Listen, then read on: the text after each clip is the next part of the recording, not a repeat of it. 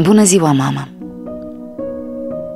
Iată că datorită la interneturile voastre, cum le spui tu, putem fi aproape, chiar dacă nu suntem lângă tine. Acum ne putem și vedea, iar mata nu trebuie să mai aștepți scrisori de la fiică câte o săptămână. Vine Paștele, mama. Știu că ți-am promis că dacă va fi bine, vom veni acasă. Dar am decis cu Dumitru că nu mai venim. Te rog, nu plânge, pentru că și mie îmi curg lacrimi. Ce vremuri am ajuns, mama, când din grijă față de oamenii dragi nu te poți vedea cu ei. Eu circul cu transportul public, iar Dumitru în fiecare zi se vede cu multă lume la lucru. Tu să nu crezi, noi respectăm toate regulile, dar alții, din păcate, nu prea. De asta ne putem infecta sau chiar să fim asimptomatici și să te infectăm și pe tine.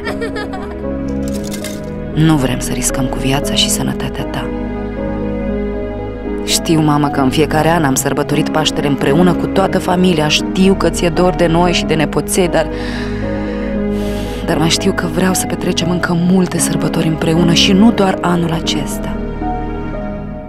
De asta trebuie să ne păzim și să ieșim sănătoși din această năpastă de pandemie. Încă puțin trebuie să mai răbdăm, încă puțin. Nu te scrăbi, mama. Anul acesta o să facem Paștele online, pe interneturi.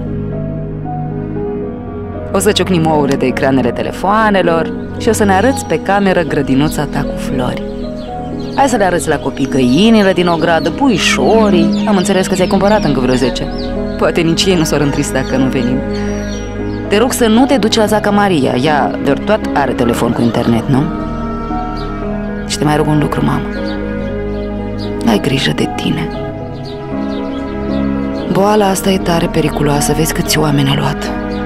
Poartă mască, nu te duci acolo unde sunt mulți oameni și, cum ne învățai și pe noi, apă și săpun cât mai mult.